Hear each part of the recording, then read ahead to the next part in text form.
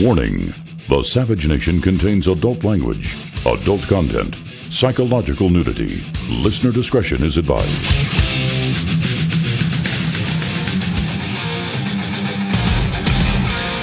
And now, America's most exciting radio talk show, The Savage Nation, home of unprotected talk, borders, language, culture.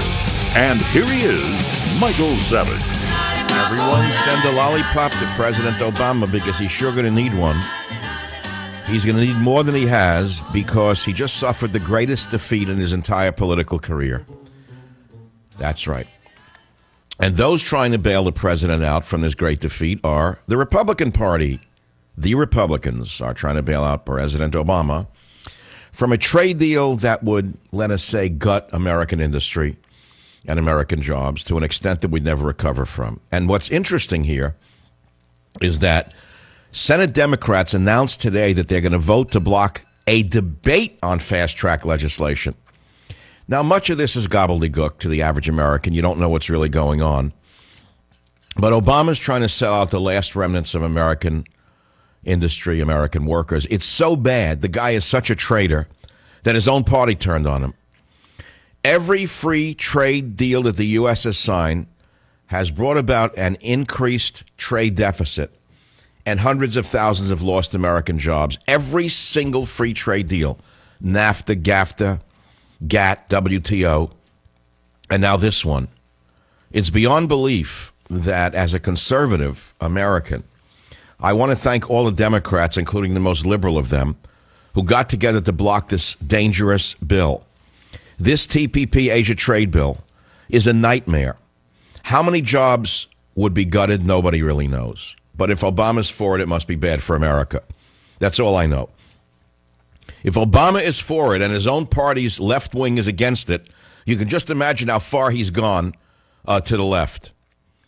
And what's funny about this is that as a nationalist, I cannot believe that it took Democrats, liberal Democrats, to defeat even a debate on the bill. Now, what is the bill about? I'm only going to give it a short version.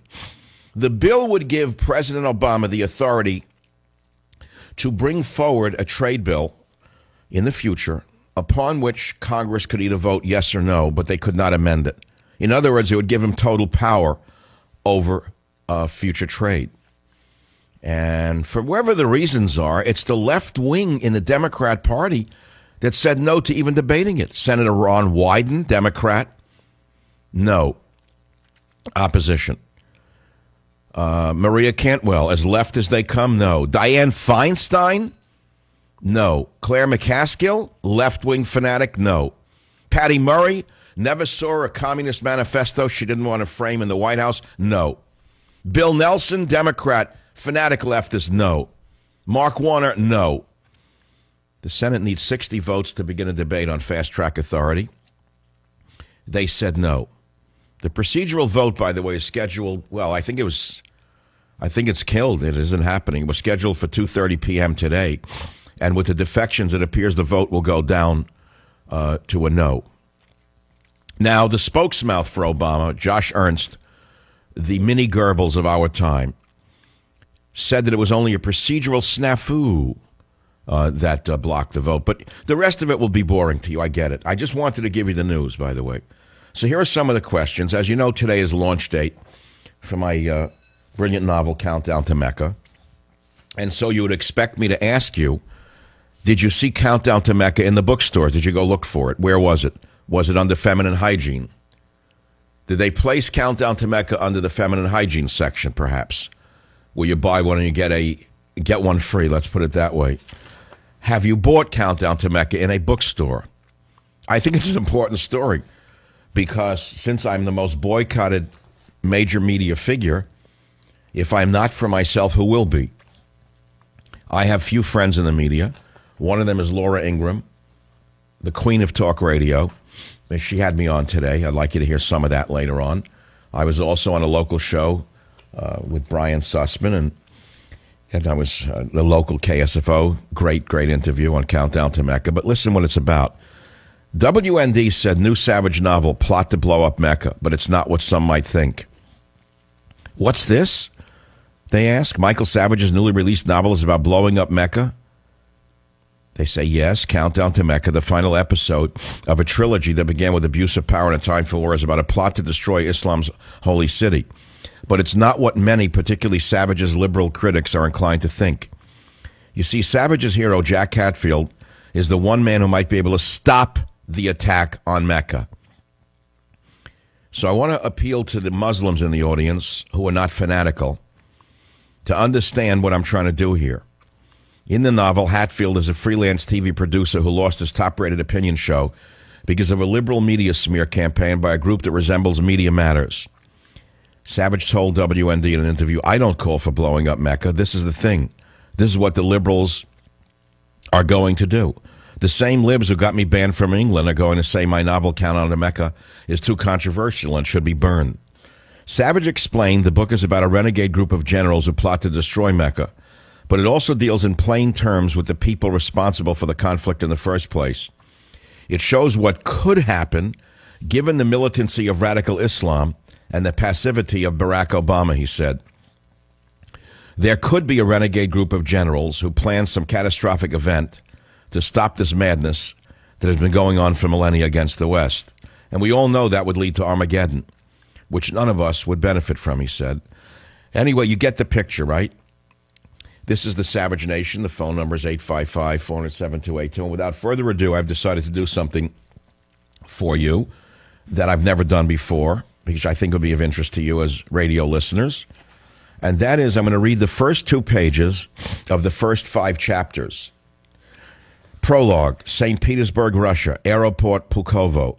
You'll notice all the settings, those of you who know anything, are carefully researched. Everything in my books are carefully, all of these things are carefully researched. Pyotr Ansky's pale eyes were dead as he walked through Terminal 2 toward his flight. He saw everyone without empathy or interest. It had been that way since his first assignment years before. Passing through the last of 3 security checkpoints, Ansky glanced uncaring at 2 middle-aged transportation officers, his face like that of any distracted, put-upon 30-something traveler. That was his disguise this day. Pulling on his shoes at the end of the security line, Pyotr imagined himself to be what his visa said he was, a computer contractor headed for a programming job in Jordan. Pyotr made his way through security without incident. Russia Airlines was just proud of its aviation security program, which found no weapons or contraband on him or in his backpack during his third and final search prior to boarding. He smiled as he found his seat at the rear of the cabin. Pyotr allowed himself a sliver of satisfaction as he appeared to stretch before sitting. He was not just an assassin. There were plenty of those on the international market. He was one of a unique breed, a professional comedian doing a consummate infiltration. There was no time to savor his successful boarding. Pyotr went to the lavatory where he reviewed the next scene of operations. The 737-500 had a cruising speed, 800 clicks an hour. Maximum flight altitude was 12,300 meters. Seating capacity was 117. He mentally reviewed the layout, the exits, the cockpit configuration. He emerged and looked around. The flight was not full, but Pyotr noted every face on board. Intense young businessmen, older businessmen drunk from the airport bar, a family with an 8-year-old, women in burqas accompanied by their husbands or brothers. Pyotr did that for every single face of the 94 people on board before deciding who the Russian security agent was. Pyotr had no doubt there would be a plainclothes undercover operative. This was, after all, a flight to Amman, Jordan. Islamic terrorism had long been considered a major threat to the security of Russia, both before and after the Soviet era. 4 things would mark him. He would have a sport coat to cover his weapon. He would possess a penetrating stare as he analyzed passengers for potential threats. He'd be middle-aged, retired from the military, but with enough bulk to suggest he'd once been athletic. And he would be a man. There was only one woman in the force, and Pyotr already knew she was assigned to flights originating to Moscow and New York. Ahead, aisle seat, row 16, aisle seat economy class, near the exit door. He saw the shadow of a shoulder holster as the agent leaned forward. The man sat alone. That would make things easier. Satisfied, Pyotr Ansky fell into a seat, but did not relax after takeoff. As the aircraft started over the Black Sea 1,000 miles from Kovo, the co-pilot emerged to use the bathroom. Pyotr knew that was coming. The man had used the lavatory when he boarded to put a full bottle of Putinka vodka in the trash. Many Russian pilots, also former military aviators, had a drinking problem. The agents who had taken this flight during the past fortnight, I'll stop right there. Those are the first 2 pages of Countdown to Mecca. If you're not gripped, you will be when I turn to the first 2 pages of Chapter 1 when I return right here on the Savage Nation.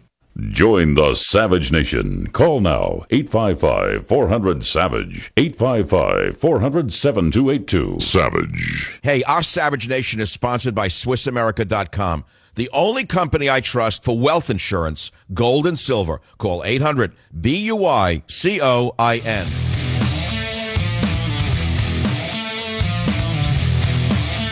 Welcome back to the Savage Nation, and I hope I'm entertaining you. I'm going to read another 2 pages from Chapter 1 of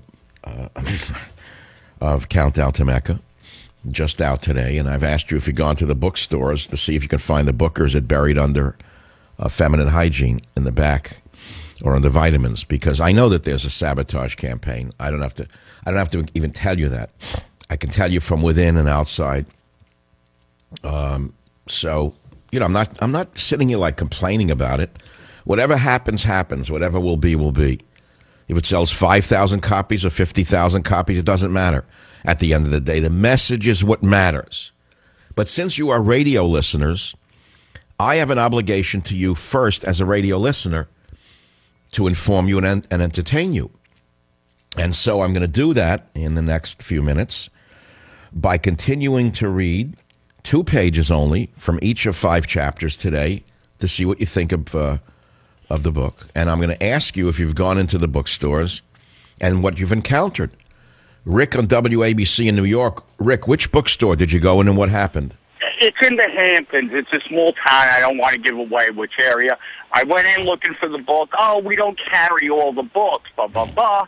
And we might carry it, we might not. And then then the guy goes, well, for books like that, we have to order 12 or, you know, whatever their minimum is. So I asked him, what would that be? He goes, $400 and change. I put $500 on the counter.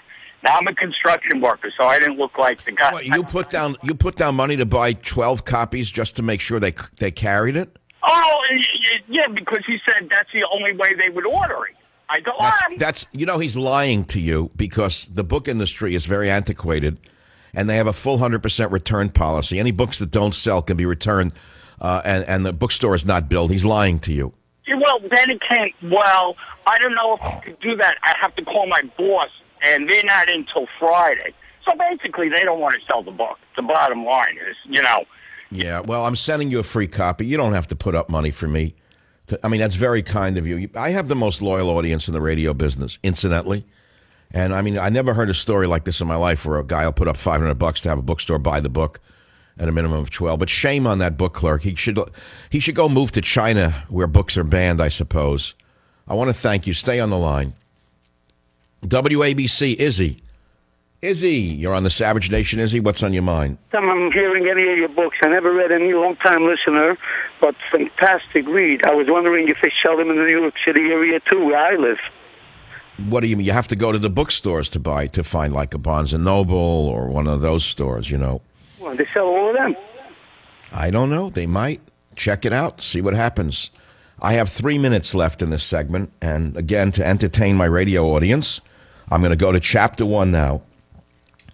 The preface described the assassin Pyotr Ansky boarding a plane in Russia. You know what's coming there. At least you think so. But the action is beyond belief. It's researched as well as anybody could research assassinations. And I interviewed people who know the inside story of these things. Chapter 1, page 9, Countdown to Mecca, San Francisco, California. Sammy Michaels was dozing on his comfortable threadbare sofa when he heard a key move in the door of his second-floor Montgomery Street studio apartment. As his eyes opened, so did the door. A blonde, barefoot, platinum-eyed vision in a low-cut, form-fitting black micro-mini dress jumped in.